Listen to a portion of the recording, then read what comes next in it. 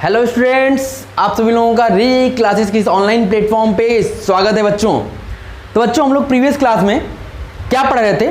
हमने आपको चार्जिंग कैसे करते हैं दो ऑब्जेक्ट्स को, वो मैंने आपको तीनों मेथड बता दिए थे। Charging by friction, charging by induction, charging by conduction, ये तीनों मेथड हम लोगों ने पढ़ लिए थे।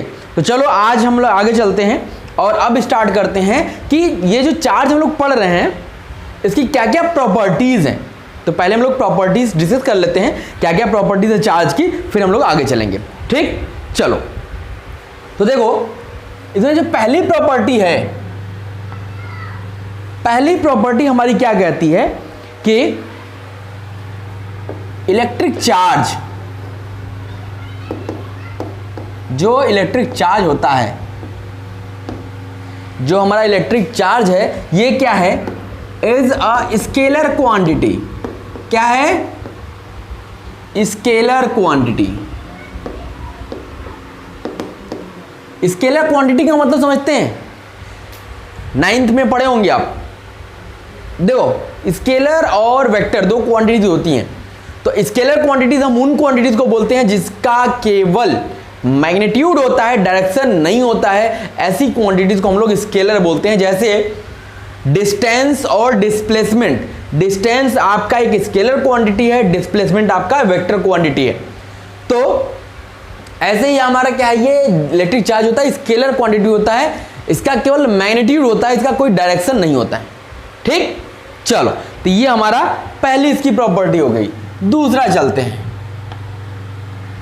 जो हमारा इलेक्ट्रिक चार्ज होता है, इलेक्ट्रिक चार्ज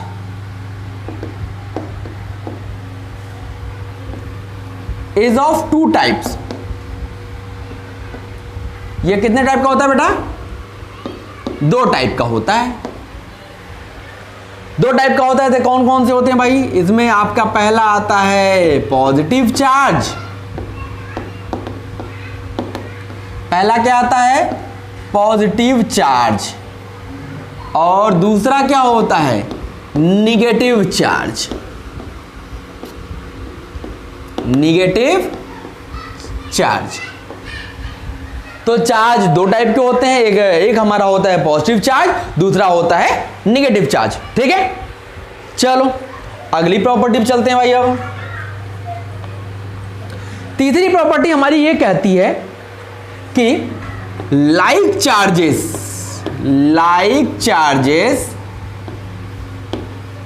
जो हमारे लाइक चार्जेस होते हैं, ये क्या करते हैं? Repel each other.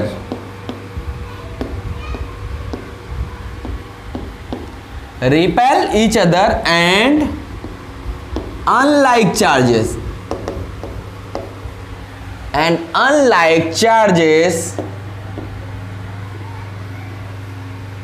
Attract each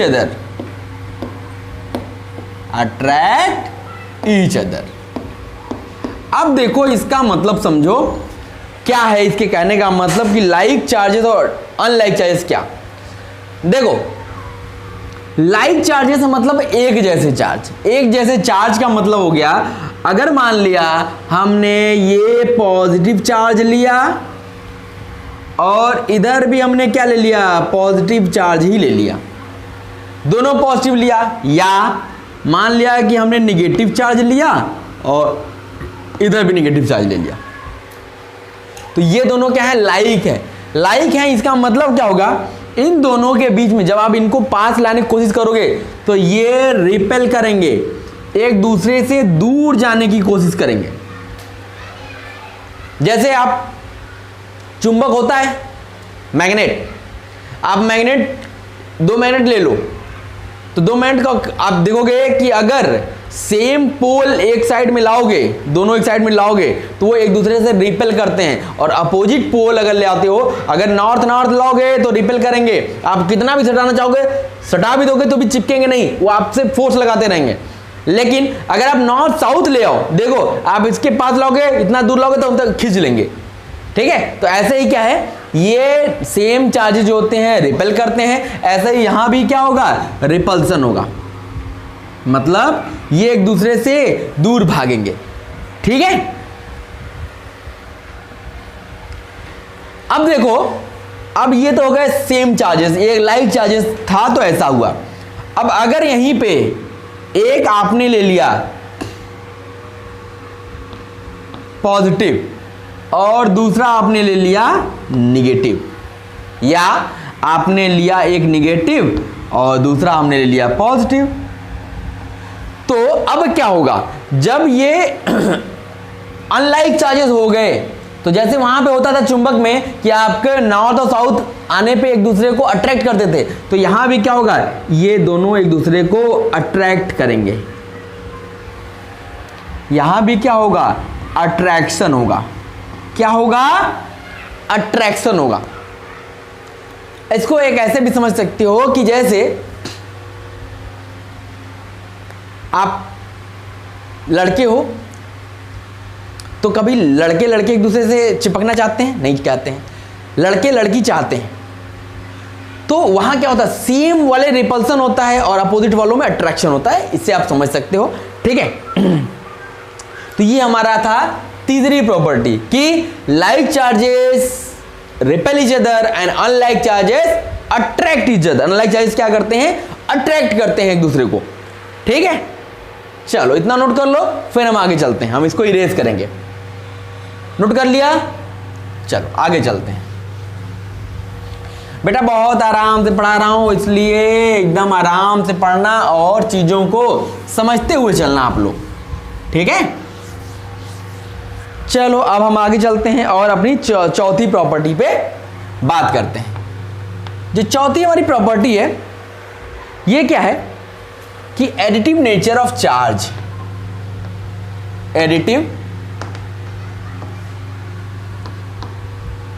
nature of charge. Charge का नेचर क्या होता है, एडिटिव होता है। एडिटिव का मतलब समझ रहे हो, जानते हो एडिटिव मतलब जोड़ना। तो अगर किसी बॉडी पे ढेर सारे चार्जेस हैं, पॉजिटिव कुछ नेगेटिव, कुछ पॉजिटिव कुछ नेगेटिव, तो उसका जो नेट चार्ज होगा वो क्या होगा, सबका अलजेब्रिक सम होगा। सबका अलजेब्रिक सम होगा, मतलब सबको जोड़ने पे जो चार्ज बचेगा वही हमारा उसका चार्ज, ओवरऑल चार्ज वही कहलाएगा, ठीक। तो लिख लीजिए the total charge of a body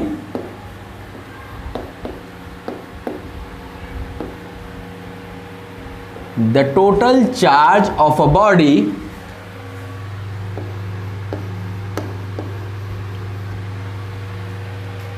is the algebraic sum of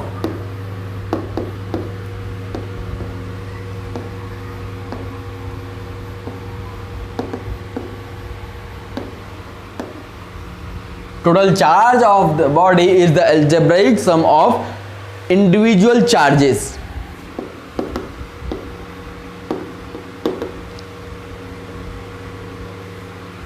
individual charges, ठीक है।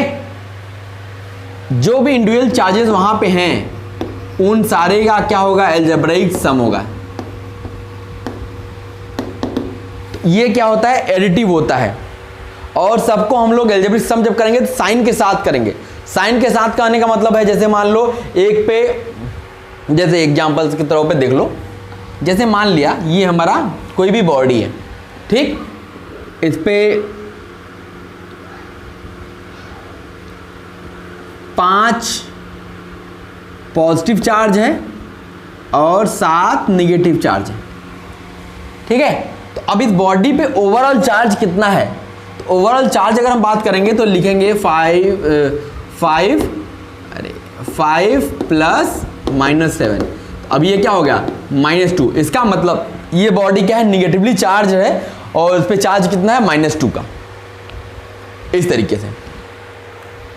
फिर अगला देखो, अगला क्या प्रॉपर्टी कहती है, अगली प्रॉपर्टी कहती है कि कंजर्वेशन ऑफ चार्ज। ये आप बहुत पहले से पढ़ते आ रहे हो दूसरे के रिस्पेक्ट में, कंजर्वेशन ऑफ मास के रिस्पेक्ट में। कंजर्वेशन ऑफ चार्ज, देखो कंजर्वेशन का मतलब क्या होता है। कंजर्वेशन का मतलब होता है कि ये कंजर्व्ड होता है, इसको ना तो पैदा किया जा सकता है, ना इसको खत्म किया जा सकता है। तो लिख लीजिए charge neither should be created not destroyed. इसको ना तो आप पैदा कर सकते हो ना ही खत्म कर सकते हो, बस इसको आप क्या कर सकते हो, ट्रांसफॉर्म कर सकते हो। एक बॉडी से दूसरे बॉडी में ट्रांसफॉर्म कर सकते हो, इसको आप पैदा नहीं कर सकते। जैसे मास था कि इस संसार में जो मास है वो कंजर्व्ड है, मास कंजर्व्ड है। वेट आपका चेंज होगा लेकिन मास कहीं भी आपका चेंज नहीं होगा। जितना आपका मास है, जैसे आप बताते हो ना कि आपका वजन कितना है, तो बताते हो लोग बताते हैं क्या कि मेरा 70 किलो वजन है, लेकिन वो आपका वेट है, वो आपका मास नहीं है। वेट और मास में डिफरेंस होता है, पता है नहीं आप लोगों को? वेट क्या होता है, जब उसमें F = mg आपके मास में g से मल्टीप्लाई कर देते हो तो हो जाता है वेट, और केवल जो m है वो आपका मास कहलाता है। जैसे अगर आपका वेट 70 kg है तो आपका मास कितना होगा, तो लगभग 9.8 g की वैल्यू होती है, 10 से डिवाइड कर दो अप्रॉक्सीमेटली, तो 70 डिवाइड बाई 10 मतलब 7 kg आपका वजन है। मास जो है आपका 7 kg है, ठीक है। तो जैसे मास कंजर्व होता है, आपका मास कहीं चेंज नहीं होता। आप अर्थ पे हो तो आपका मास 7 kg अगर है, तो मून पे जाओगे तो भी 7 kg होगा, आप सन पे जाओगे तो भी 7 kg होगा, लेकिन वेट चेंज हो जाएगा। वेट जैसे अगर अर्थ पे आपका 60 किलो वेट है तो मून पे आपका वेट आपका 10 kg हो जाएगा, लेकिन मास आपका वही रहेगा। बस क्योंकि फोर्स जो लगता है वो चेंज हो जाएगा, लेकिन मास कभी चेंज नहीं होता है। ऐसे ही क्या होता है, चार्ज भी हमारा कंजर्व्ड होता है। तो लिखिएगा charge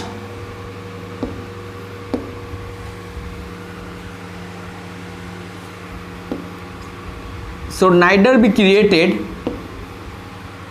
charge is neither created nor destroyed।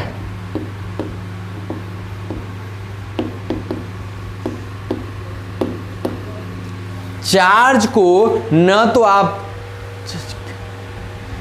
Charge can neither be created not destroyed. Charge को ना तो आप क्रिएट कर सकते हो ना ही डिस्ट्रॉय कर सकते हो, ठीक है। It can only transform from one body to another.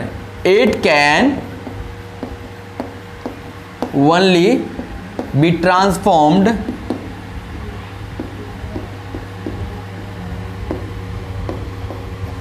From one body to another, from one body to another. मतलब आप क्या कर सकते हो, बस एक बॉडी से दूसरे बॉडी में इसको ट्रांसफॉर्म कर सकते हो। आप इसको पैदा नहीं कर सकते हो, नहीं इसको खत्म कर सकते हो। ये चार्ज की कंजर्वेशन की प्रॉपर्टी होती है। ओके, चलो इसको नोट कर लो, फिर हम लोग आगे चलते हैं।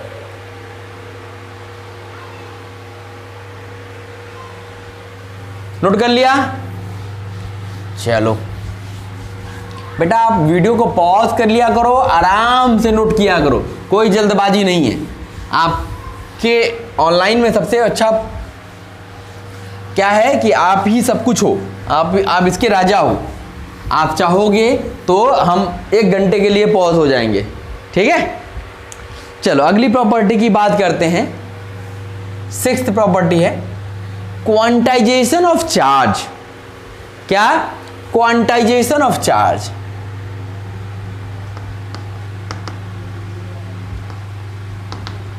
Quantization of charge. अब ये किस चिड़िया का नाम है भाई? क्वांटाइजेशन क्या होता है? कंजर्वेशन तो हमें समझ गया, मैं आ गया कि कंजर्वेशन क्या होता है। अब ये क्वांटाइजेशन क्या होता है? देखो, जब चार्ज को रिप्रेजेंट करते हो, जैसे मास को रिप्रेजेंट करने के लिए आप क्या करते हो, किलोग्राम में या ग्राम में रिप्रेजेंट करते हो। तो अब किलोग्राम आपकी सबसे छोटी या ग्राम आपकी एक यूनिट हो गई। जैसे आपको रुपया का सबसे छोटा यूनिट क्या है आज के समय में अगर हम बात करें, जिसको कि आप रिप्रेजेंट करते हो। जैसे हम लोग रुपया बोलते हैं तो रुपया क्या है? सबसे छोटा क्या है? 1 रुपया। अब इसी 1 रुपये में 10 से आपने मल्टीप्लाई कर दिया तो क्या बन गया? 10 रुपया हो गया।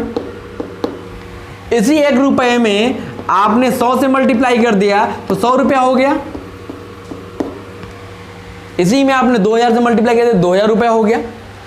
तो ये जो है, जैसे यहां पे ये रिप्रेजेंट करता है आपको रुपया का। रुपये को इससे नीचे नहीं, पहले 50 पैसा 20 पैसा 10 पैसा चलता था, लेकिन अब यह क्या है, सबसे छोटा क्या हो गया, रुपया हो गया, 1 रुपया।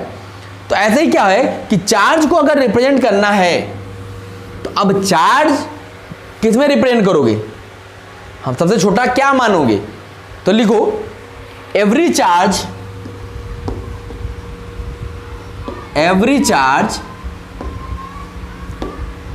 is an integral multiple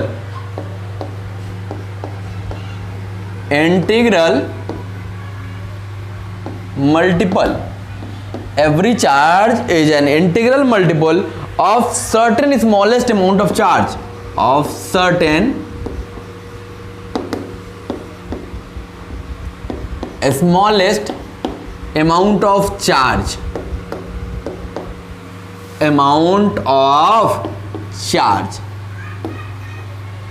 आपका जो भी चार्ज होता है वो किसी स्मॉलेस्ट अमाउंट ऑफ चार्ज का इंटीग्रल मल्टीपल होता है, ठीक है।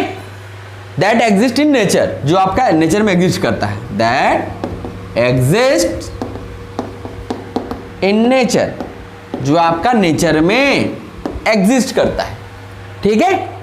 This property is called quantization. इस प्रॉपर्टी को हम लोग क्या बोलते हैं, this property is called quantization. इस प्रॉपर्टी को क्वांटाइजेशन बोलते हैं, मतलब किसी भी चार्ज को एक स्मॉलेस्ट पार्टिकल के इंटीग्रल मल्टीपल में लिखना है, स्मॉलेस्ट चार्ज के इंटीग्रल मल्टीपल में लिखना, वही हमारा क्वांटाइजेशन ऑफ चार्ज कहलाता है। जैसे जो चार्ज Q है इसको हम लोग कैसे लिखते हैं, Ne, प्लस माइनस लगा देते हैं, प्लस माइनस Ne। यहां पे N क्या है, N इज एन इंटीजर, ये N क्या है, इंटीजर है, और ये E जो है यही स्मॉलेस्ट चार्ज है, E elementary charge, elementary charge, यही E जो है ये हमारा स्मॉलेस्ट चार्ज है। E is the smallest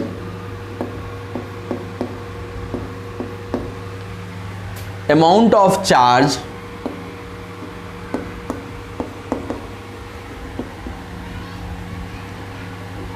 that exists in nature, exists in nature। ये जो E है यही सबसे छोटा अमाउंट ऑफ चार्ज है जो नेचर में एग्जिस्ट करता है। इस E की वैल्यू क्या होती है, इस E की वैल्यू होती है 1.6, E की वैल्यू बता रहे हैं, इंटू 10⁻⁻19 कूलाम। E माइनस लगाएंगे तो भी इलेक्ट्रॉन होगा, ये हमें E की वैल्यू बता रहे हैं, तो E की वैल्यू होती है 1.6 इंटू 10⁻⁻19 कूलाम। मतलब अगर किसी बॉडी में चार्ज हमें बताना है तो चार्ज कैसे बता सकते हैं आप, जैसे 5E बता दिया, 19E बता दिया, ऐसे बता पाएंगे। अब हम आपको एक क्वेश्चन दे दें, बोल रहे हैं कि भैया ये बताओ कि ये चार्ज पॉसिबल है क्या, क्या ये किसी बॉडी पे ये चार्ज हो सकता है क्या, तो आप कहोगे क्यों नहीं हो सकता, चार्ज तो हो सकता है, लेकिन मैं कहूंगा गलत है। गलत क्यों है, देखो हमेशा जब चार्ज होगा वो इसी का मल्टीपल आएगा, इसी का मल्टीपल होना चाहिए। जैसे यहां 10.19 तो ठीक है, ये तो समझ में आ रहा है, लेकिन ये 4.6 जो है क्या 1.6 का मल्टीपल है, नहीं है। तो क्यों, क्योंकि 1.6 का मल्टीपल 16 टू 32, 3.2, 4.8, 6.4 ये सब हो सकते हैं, लेकिन ये नहीं हो सकता। देखो अभी तक क्या था कि अभी तक हम लोग E को ही, जो ये E है 1.6 इंटू 10⁻⁹ कूलाम, इसी को सबसे छोटा चार्ज जानते थे, लेकिन अब क्या, देखो बच्चों हमने आपसे बोला कि ये अब जो चार्ज की जो सबसे स्मॉलेस्ट क्वांटिटी जो खोजी गई है, जो सबसे छोटा चार्ज खोजा गया है उसका नाम क्या है? उसका नाम है क्वार्क। क्या नाम है? सबसे छोटी यूनिट अब जो है अब वो ई नहीं रह गई है, अब वो हो गई है क्वार्क। और ये क्या होता है? ये e/2 e/3, मतलब अब e से भी छोटा हो चुका है, अब कोई एक नहीं है, मतलब e/2 e/3 काफी आप वो कर सकते हो। तो ये अब जो सबसे छोटी यूनिट जो चार्ज की है वो आपकी क्या है? क्वार्क है। आगे से याद रखिएगा, क्योंकि अब ये क्वेश्चन आपसे ऑब्जेक्टिव में अब ये क्वेश्चंस आएंगे कि सबसे छोटी यूनिट चार्ज की क्या है, मतलब जैसे अब जैसे इसको हम लोग क्या बोलते हैं? इसको बोलते हैं क्वांट। देखो ये जो ई था इसको बोला जाता है क्वांट। क्वांट मतलब सबसे छोटा पैकेट जो होता है उसी को क्वांट बोला जाता है, ठीक। तो यहाँ पे जो ये चार्ज, ये आपका क्या होगा? हमेशा कोई भी चार्ज होगा इसी ई का मल्टीपल होगा, 2e 3e 5e -7e, इस तरीके से हो सकता है। ये याद रखिएगा आप लोग, ठीक है। चलो तो ये हमारा क्या हो गया कि क्वांटाइजेशन ऑफ चार्ज, ये हमारा क्वांटाइजेशन ऑफ चार्ज हो गया, ठीक है। नोट कर लिया आपने? चलो एक चीज और आप समझ लो, एक चीज और अच्छे से आप समझ लो, काफी इंपॉर्टेंट चीज है। क्या कि जो हमारा मास होता है, जो हमारा मास होता है, mass can exist without charge. Mass can exist without charge. बिना चार्ज के मास एग्जिस्ट कर सकता है, बट लेकिन अ चार्ज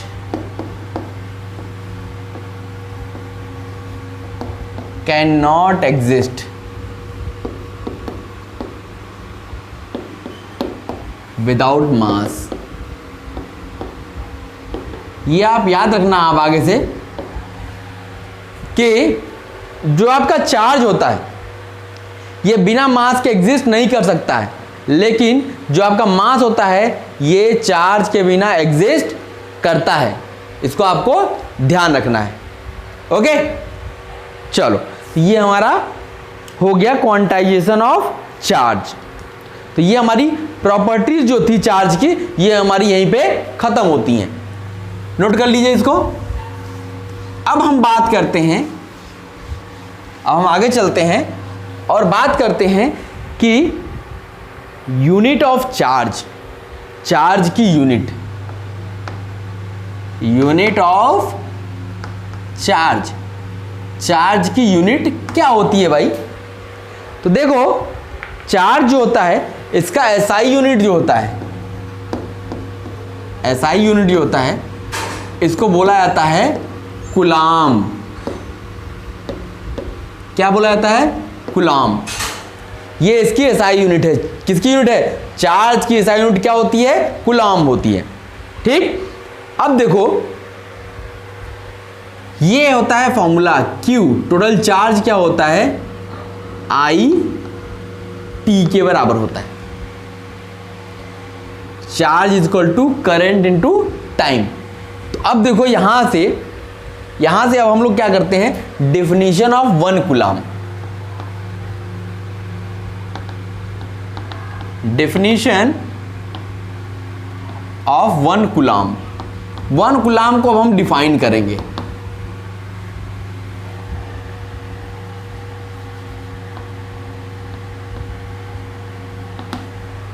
देखो अब हम लोग क्या करते हैं? 1 कूलाम चार्ज कितना होता है इसको डिफाइन करते हैं।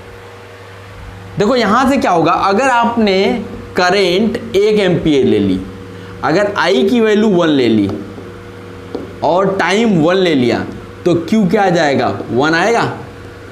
यही हमारा क्या हो जाता है? यही हमारा 1 कूलाम हो जाता है। तो देखो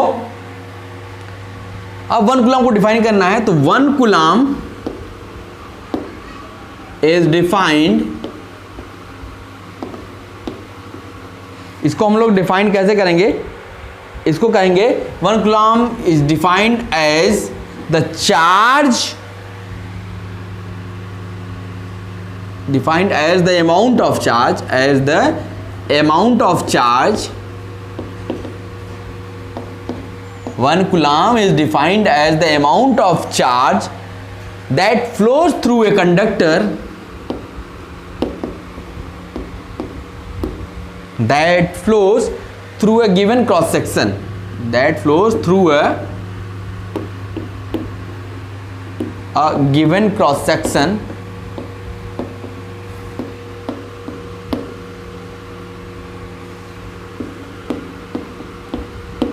क्या है, 1 कूलम चार्ज को कैसे डिफाइन करेंगे, वो अमाउंट ऑफ चार्ज होता है that flows through a given cross section, एक क्रॉस सेक्शन से जो वायर के क्रॉस सेक्शन से पास करता है, ऑफ ए वायर, जो वायर के क्रॉस सेक्शन से पास करता है इन 1 सेकेंड, 1 सेकेंड में, ठीक है। If there is a steady current of 1 ampere flowing in the wire, if there is a steady current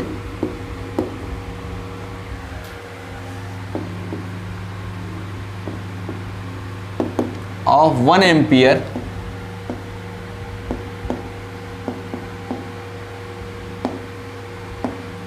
flows that wire,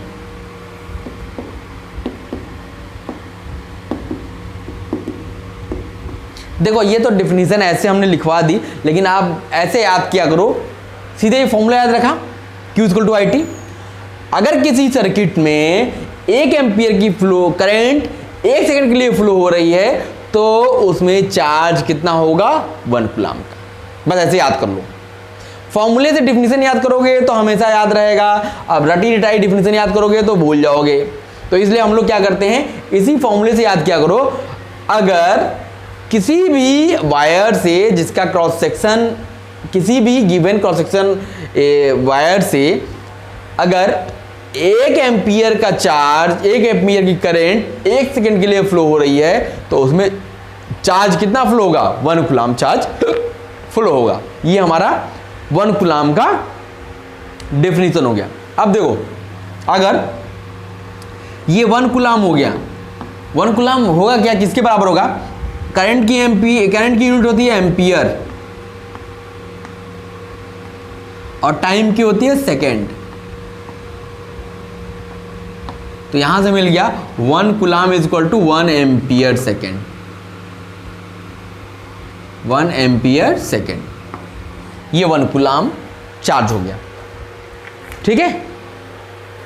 तो ये डेफिनेशन ऑफ किसकी हो गई, डेफिनेशन ऑफ 1 कूलम का हमने डिफाइन कर दिया कि 1 कूलम चार्ज क्या होता है।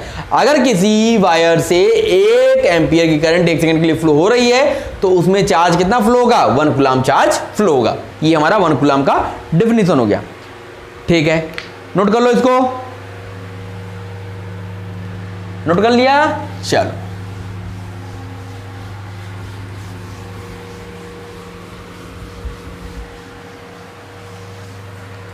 अब देखो बच्चा, अब हम बात करते हैं कि number of electron in 1 coulomb. अगर हमें ये निकालने को बोल दे, नंबर ऑफ इलेक्ट्रॉन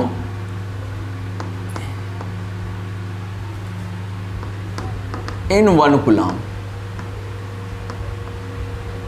अब 1 कूलम चार्ज में कितने इलेक्ट्रॉन्स होंगे, अब हम इसको निकालना चाहते हैं कि इलेक्ट्रॉन कितने होंगे 1 कूलम चार्ज में। अब हम इसको फाइंड करना चाहते हैं, तो देखिए क्या होगा। देखो अभी एक फॉर्मूला पढ़ के आए हो क्वांटाइजेशन ऑफ चार्ज में, Q = NE, ये पढ़ा था, Q = NE, अभी पढ़ के आए हैं जस्ट अभी, ठीक है। अब यहां से Q तो चार्ज हो गया, E एक इलेक्ट्रॉन पे चार्ज हो गया, N क्या है, नंबर ऑफ इलेक्ट्रॉन्स। तो हम यहां से N निकालना चाहते हैं, N = क्या हो जाएगा, Q/E, ठीक। ये Q/E तो हो गया। अब देखो क्या बोला है, 1 कूलम चार्ज में हम नंबर ऑफ इलेक्ट्रॉन्स निकालना चाहते हैं, तो ऊपर तो 1 कूलम रख लिया, ऊपर चार्ज 1 कूलम रख लिया। अब नीचे देखो, एक इलेक्ट्रॉन पे चार्ज कितना होता है उसको लिख लिया। तो एक इलेक्ट्रॉन पे चार्ज कितना होता है 1.6 इंटू 10⁻⁻19 कूलम का चार्ज होता है। एक इलेक्ट्रॉन पे इतने का निगेटिव चार्ज होता है, हमने साइन नहीं लिखा है, बस इतना चार्ज होता है। ठीक है, अब यहां से अगर 1 में आप इसको डिवाइड करोगे तो यहां से n की वैल्यू जो मिलेगी, नंबर ऑफ इलेक्ट्रॉन्स जो मिलेंगे वो कितने मिलेंगे 6.25 इंटू 10⁻18 इलेक्ट्रॉन। मतलब एक कूलम चार्ज में आपके पास इतने इलेक्ट्रॉन्स अवेलेबल हैं। एक कूलम चार्ज में इतने इलेक्ट्रॉन्स अवेलेबल हैं। समझ में आ रहा है कि एक कूलम चार्ज में कितने इलेक्ट्रॉन्स होंगे 6.25 इंटू 10⁻18 कूलम चार्ज होगा। अब इसको आपको याद रखना है, ये आपके ऑब्जेक्टिव क्वेश्चंस में आता है। ठीक है, हम लोग क्योंकि प्रिपरेशन भी कर रहे हैं, हम लोग क्या लिखा है एनटीएससी ओलंपियाड्स की भी हम लोग प्रिपरेशन साथ में करते चलेंगे, और वहाँ पे इस टाइप के क्वेश्चंस बहुत पूछे जाते हैं। मैं आपको क्वेश्चन बैंक दूंगा इस पे रिलेटेड, तो आप देखोगे कि क्वेश्चंस कैसे अराइज होते हैं। ठीक है, तो हमें क्या करना है, केवल एकेडमिक पे फोकस नहीं करना है, उसके साथ साथ हम लोग माइंड को अपने कॉम्पिटिटिव अप्रोच में भी ढालना है, क्योंकि हमें कॉम्पिटिशन्स क्रैक करने हैं। और कॉम्पिटिशन्स क्रैक करने के लिए आपको डीप नॉलेज होनी चाहिए। आप अगर कहो कि ऊपर ऊपर पढ़ के चले गए और आपने कंपटीशन क्रैक कर लोगे तो ये पॉसिबल नहीं है। आपको उसमें घुसना पड़ेगा, उसको निचोड़ निकालना पड़ेगा, तब तो आप कंपटीशन क्रैक कर पाओगे। अदरवाइज क्या होगा, बस एकेडमिक आप 99 परसेंटाइल लेके खुश हो जाओ, उससे कुछ नहीं होने वाला है। आपका परसेंटेज कम हो लेकिन आपने कंपटीशन क्रैक कर लिया, आपका वैल्यू बढ़ेगी। आप 99 100% ले आओ, कंपटीशन नहीं कर पा रहे हो तो बैठे रहोगे, से घूमते डरते रहोगे। ठीक है, तो ये ध्यान रखिएगा। ये हमारा क्या हो गया, number of electrons in 1 coulomb charge में कितने इलेक्ट्रॉन्स हो गए ये हमने फाइंड कर लिया।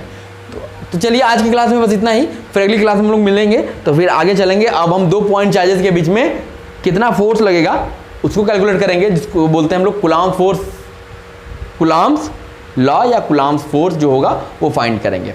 ठीक है, तो अगले क्लास में हम लोग मिलते हैं। आप इसको रिवीजन इसका बार बार रिवाइज किया करो, अच्छे से रिवीजन करो, ताकि अभी जो पढ़ रहे हो वो आपको बाद में फिर हमें वापस आके समझने के लिए ना आना पड़े। एक बार पढ़ लो, अच्छे से पढ़ लो, ताकि वो आपको बस केवल रिकॉल करना हो, आपको बाद में दिमाग न खपाना हो। ओके, चलो, थैंक यू।